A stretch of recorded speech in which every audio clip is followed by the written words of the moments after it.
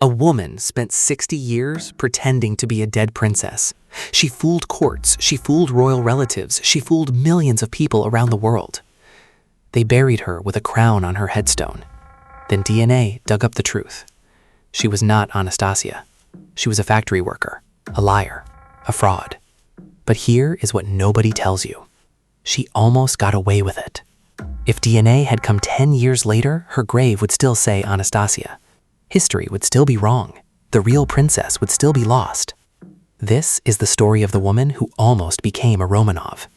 She appeared in Berlin in 1920, pulled from a canal, no name, no memory, no past. A scar on her body matched a royal daughter. Her feet had the same shape as a Grand Duchess. She said nothing for 2 years. Then one day, she spoke. She said she was Anastasia, the youngest daughter of Tsar Nicholas II. She had escaped the house where her family was killed. A guard helped her flee across Europe. She had been hiding ever since. Some people believed her immediately, others did not. But here is the problem. Nobody could prove she was lying. To understand why people wanted to believe her, you have to understand who the Romanovs were. Nicholas II was the last Tsar of Russia. He ruled over 150 million people. His empire stretched from Europe to the Pacific. He lived in palaces bigger than small cities. His family was the richest in the world. But he was also a terrible ruler. He ignored warnings, he trusted the wrong people, his country fell into war and famine and revolution. His people turned against him. His daughters were different. Olga, Tatiana, Maria, Anastasia. They were young. They volunteered as nurses in World War I. They wrote letters home. They loved their father. They loved their mother. They were not politicians. They were children. The youngest was Anastasia, born in 1901. She was playful, mischievous. She loved to make people laugh. She was the most loved daughter, the one people could not imagine dying in a basement. That is why the world was ready to believe.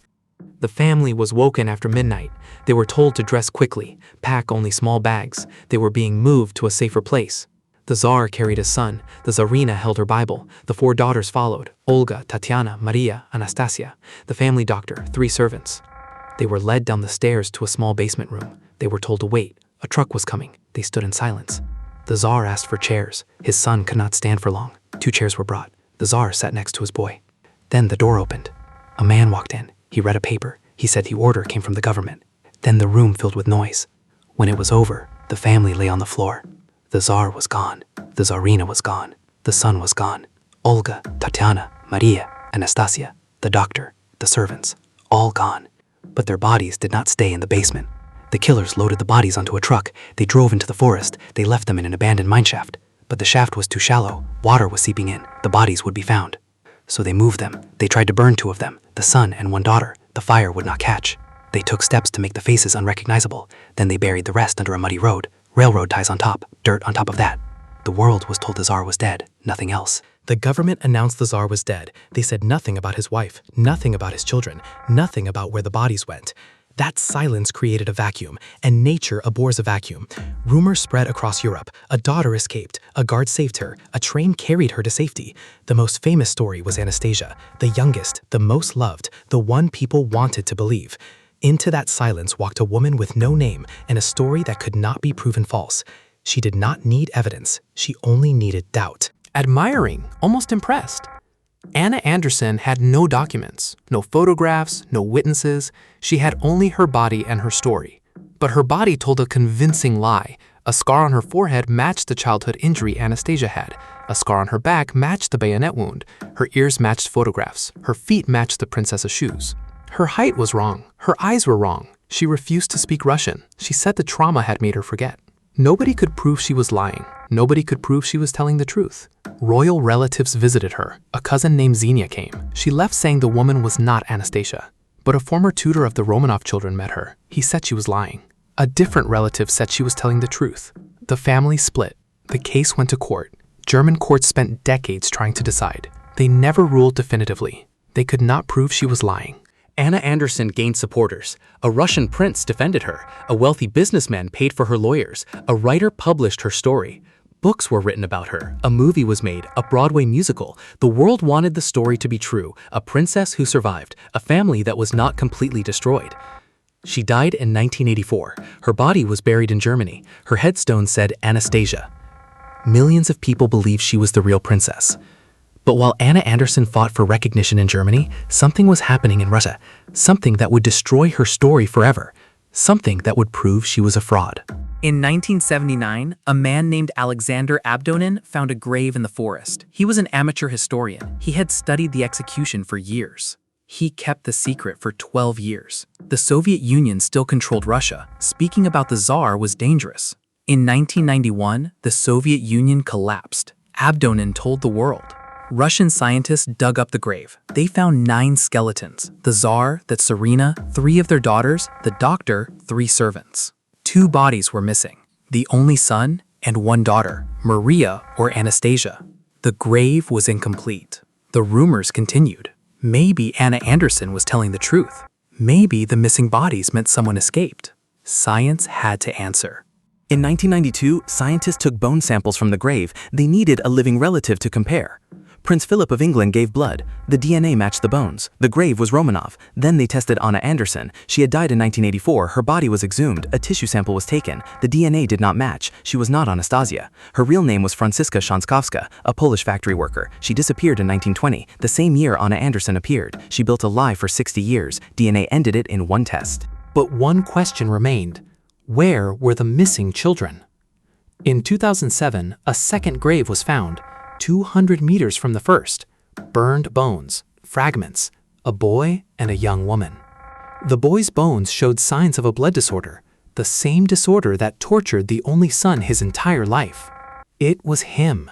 The young woman was a daughter, Maria or Anastasia. The bones were burned. The teeth were intact. Scientists extracted DNA.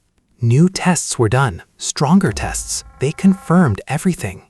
The first grave had 9 bodies. The second grave had 2 bodies. All 11 were accounted for. No one escaped. No one survived. Anastasia died in 1918. Her body was burned. Her bones were buried in a forest. She was found in 2007. Her DNA was tested. Her name was restored. The woman in Berlin was a factory worker. She was buried under her real name. The princess was buried under hers. Anna Anderson fought for recognition her entire life. She went to court, she gathered supporters, she gained fame. She almost won. If she had been born 20 years later, DNA would have exposed her immediately. If she had died 20 years earlier, her case would have been unresolved forever. She died in 1984. DNA testing became available in the early 1990s. She missed the truth by less than a decade. Her supporters continued fighting after her death. They appealed to the courts. They demanded more tests. They refused to believe the DNA results. Some people still believe she was Anastasia, even now, even after the second grave, even after the bone tests. That is how convincing she was. That is how much the world wanted to believe. The Romanov story changed after DNA. Before 1994, people could still believe. Books defended Anna Anderson. Courts could not decide. The mystery could live forever. After DNA, there was no debate. Anna Anderson was a fraud, the bones were real, the family was dead, the case was closed. But DNA did something else. It brought the Romanovs back. In 1998, they were buried in a cathedral in St. Petersburg, the same place where the Tsars were buried for 200 years. Russian soldiers carried the coffins, priests prayed, the president attended, the family that was erased was brought home. In 2008, the government officially cleared their name. They were not traitors, they were not enemies, they were victims. The church declared them saints.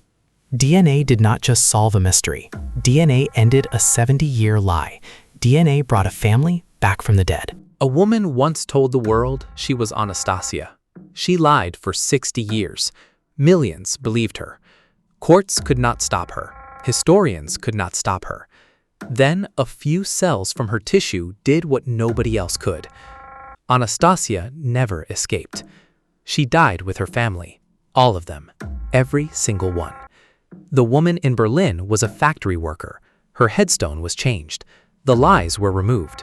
The truth was written in its place. Today, a church stands where the Romanovs took their last breath. Church on the blood. Pilgrims visit. Candles are lit. Prayers are said. The world searched for a dead princess for 70 years. She was never lost. She was always in the forest, buried under a road, waiting for science to find her. Anna Anderson almost convinced the world she was Anastasia. She almost won. But DNA does not care about feelings.